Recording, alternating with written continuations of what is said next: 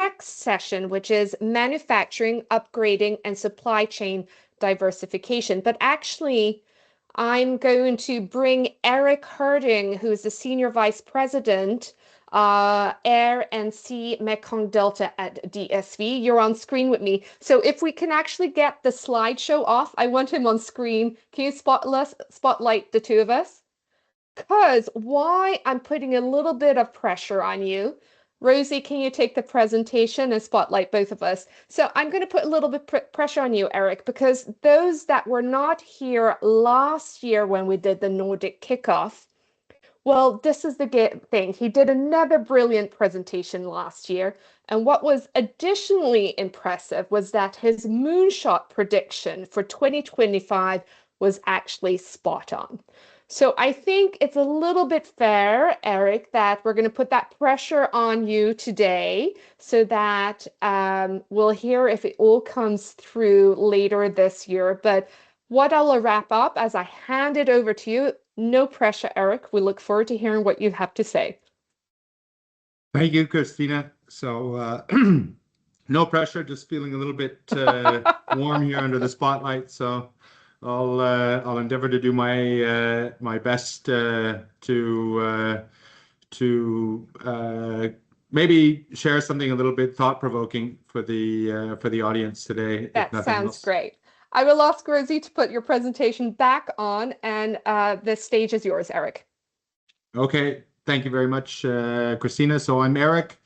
Thank you very much for the opportunity here today on behalf of DSV. We're very excited to sponsor this event and take everyone through a little bit of our thinking on how we're looking at, the big picture in the global perspective, what we see happening really on a Vietnam level, what we're doing about it in DSV, and then how we see our supply chain markets evolving over 2026. So especially if you're in the business of international trade and working with a global supply chain, global value chain, I hope that you find the presentation very interesting, and if you're not, then hopefully you find it very interesting as well.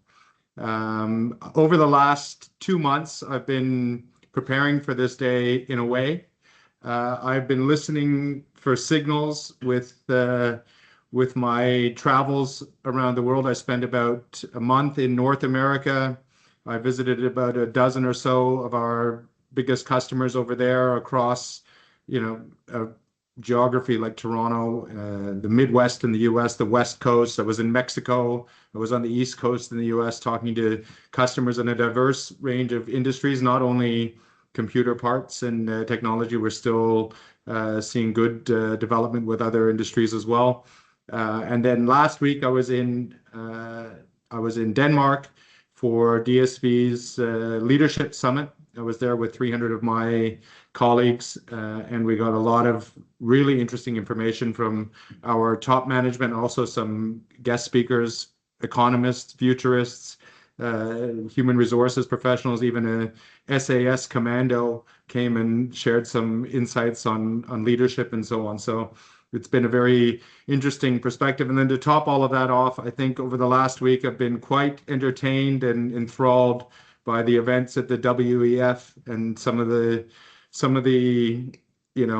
evolving negotiations that are near to our hearts in the Nordics. And many of also I'm Canadian, but working for a Danish company. So I think we have a lot in common at the moment, not just the colors on our flag between Canada and Denmark. So very interesting times indeed. So let's jump ahead. Okay, the first headline that I wanted to talk about is what I call geo-economic dystopia. When we look at the macro, I think we got a really good picture of the macro for Vietnam and the globe earlier on. But for the micro, rules are written faster than leaders can react in our businesses. And I think everyone's felt that to some extent. The superpowers of the world and governments are making decisions that are geared up to win a power battle somehow on the big stakes global political stage. But all of these things have micro level consequences felt by businesses and cargo owners. And I think that this, frankly speaking, economic warfare has a big impact on the supply chains, and it has a big impact on DSV and our customers as well. So we're seeing currency power shifts that was highlighted a little bit earlier on. For example, the USD and SWIFT could be usurped by the yuan and digital yuan on regional trade here in Asia, for example. Protectionism, not only tariffs, but a lot of other mechanisms. Even some of the sustainability requirements require a certain level of compliance in order to trade at competitive levels between Asia and Europe, for example. We see the topic of critical minerals. We understand that China has a stranglehold on the supply of that, and that these industries like electric vehicles and technology are entirely dependent on the supply of those critical minerals. And I think it's no stretch to say what's happening with Greenland now is also, in part connected to this topic for sure. Technology infrastructure, I was listening to a panel on the WEF earlier, and one of the big investment firms, I don't know if it was BlackRock or something like that, they mentioned that these tech companies have an 800 billion investment in capex into the facilities for data centers and that kind of thing coming up in 2026 alone. So you can imagine a lot of that is land and construction, but the supply of everything that goes inside those data centers exclusively basically comes from Asia. And then a lot of that's coming from Vietnam. And that's why we're seeing such a rise in share of our exports attached to that specific commodity. And we also see that the marketing campaigns linked to social media and AI have an incredible impact potentially in terms of accelerating sales of one consumer product or another. So it's a totally different landscape that we need to prepare ourselves for. And what we see now, especially, advantage to the big guys in a way. So in this environment, scale is not just an advantage, it's also a shield against these kind of things. So those big companies can weather the storm, and it takes a very careful planning from everyone to navigate in this particular environment. We can go to the next one. In Vietnam, the competitive advantage is no longer just the factory, it's the compliance intelligence behind it. So what we're seeing in Vietnam is, the final assembly, and I think that's a very smart point that's been raised earlier on. In 2018 trade war, final assembly of the products have come to Vietnam, and that's taken some time over COVID and everything to reach full potential. And in a way, 2025 was the year where that did reach its full potential, but the value chain lags behind. So a lot of the materials and equipment, etc., are coming from China still. So that's why we see this, correlated or connected curve of increased exports and increased imports from China. It's not Chinese consumer goods necessarily that are coming in to drive that curve up. It's all of the final assembly that is being exported out of Vietnam relies on parts, equipment, materials, supplies coming from China in particular. So that brings about its risk. We understand the term transshipping and potentially risks around that topic. And I think it's imperative now, as I write here at the bottom, business leaders will be required to assess and understand the implications of the entire value chain to execute the critical decisions that support risk mitigation strategies. So if you need a certificate of origin, you need to understand your raw materials, where they're coming from, what percentage of them form the final product. We've got an example where an investigation into the validity of a certificate of origin in Mexico comes back to a factory in Vietnam, and a certificate of origin is withdrawn, and they can't apply that for import into Japan. That kind of situation is a real life example that what can happen now in the market. So there's a priority for business leaders to pay particular attention on that topic. We can go to the next slide, please, Christina. In today's geo-economic landscape, the winners aren't the fastest movers, but they're the best interpreters. So for me, I work as a freight forwarder. I think over the last few years, supply chain and freight forwarding is a little bit more known across, what happened, especially during the COVID period. But when asked at a party or at an event, what do you do? I often use the example to say, when you want to do a trip, you book with a travel agent, and then they take care of everything so that you can get your tickets, hotels, visa organized. And that's basically what DSV does for international transportation. We take care of everything from start to finish for you. Now, when I'm asked the question, my answer changes a little bit. We're doing that as well. I mean, that's still a really important part of our service to, reliably move things at budget on time, 99% of the time. But what else we need to do is really look at our market and our business like a hedge fund manager would look at their portfolio of stocks. So we are constantly preparing for the future capacity that our customers need. We're listening for these signals in the market on the supply and demand side to determine what level of capacity we need at what validities, at what point in the year in order to capitalize on the business and provide the most reliable and long-lasting service for our customers. And of course, to make the best business possible for our company. So it becomes really, I guess, timely that we have this kind of review because, the way that this presentation is sort of playing out is really how we're thinking in our business about the markets and what's going on in the world today. So we also really highlight the point here that business leaders must distinguish between noise and signals. I think there's a lot of noise. There's a lot of, 24-hour news cycles. There's a lot of data points that can distract, but we've got to really listen for those more subtle signals on what's happening in the markets and what we have coming at us in the future. We'll move on to the next one, please, Christina. So from that perspective, we look at the next disruption doesn't necessarily come from demand as it maybe has in the past with an e-commerce boom a couple of years ago coming out of China, but it comes more from the rules. There's capacity mismatches now, for example, in sea freight, and I'll give you an example. So there's a lot of new capacity, new vessels that are coming into the market. It adds about 6% global supply with new vessels, but removing the existing capacity is very difficult because there's very stringent rules on how vessel owners can scrap their vessels, and it's very expensive to put the vessels on hold. So what might end up coming out of this is the only way to mitigate that impact is to go a little bit slower, because then you actually take supply out of the market.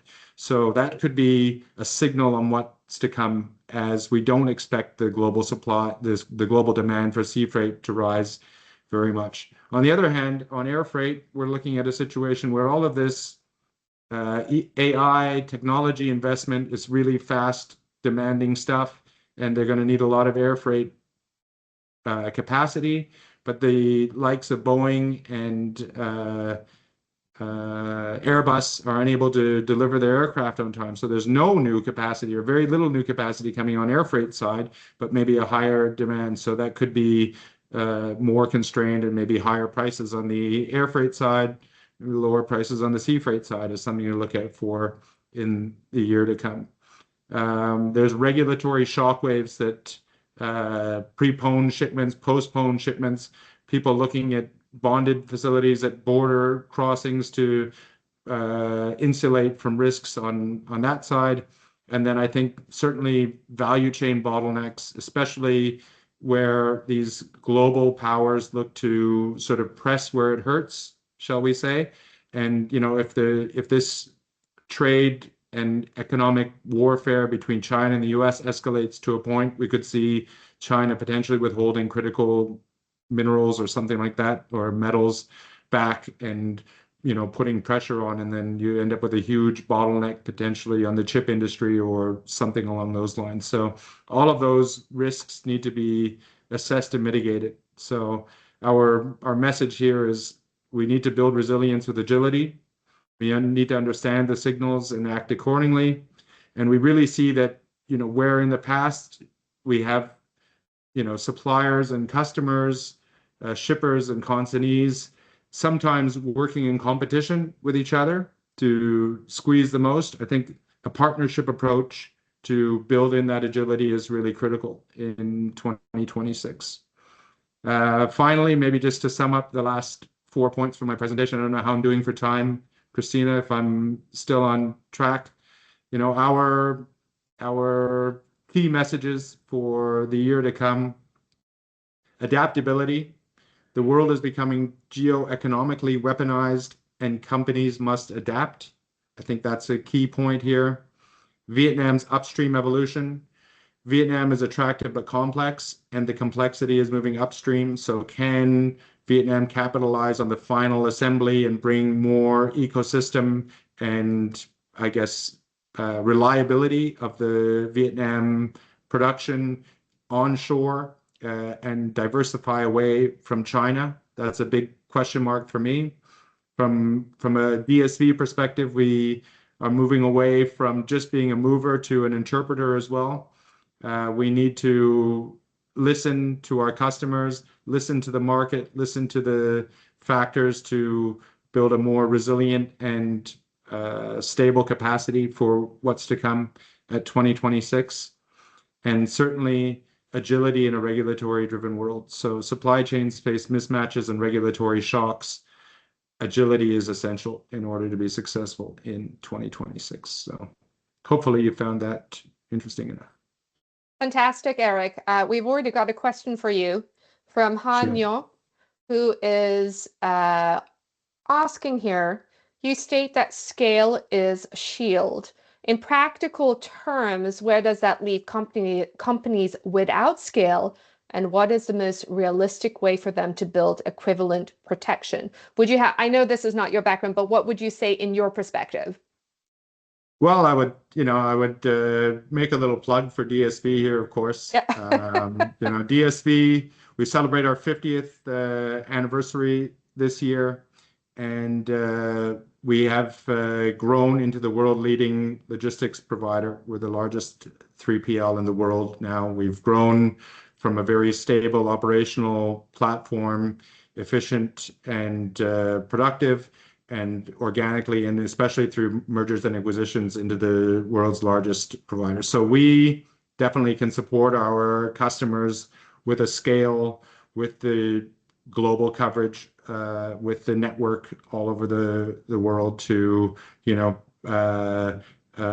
dig into and look into the challenges on the regulatory front, keep you updated with market updates and that kind of thing. But I think, you've got situations like, for example, in the US where, there's sort of a challenge on the courts about tariffs and higher duty rates that have been imposed in the last, and certainly we see the larger companies that have got those big legal, budgets able to probably get a leap ahead and lobby for preferential tariffs or trade relations and all of that kind of thing. So, we can support businesses from any size in the journey that's coming at us here.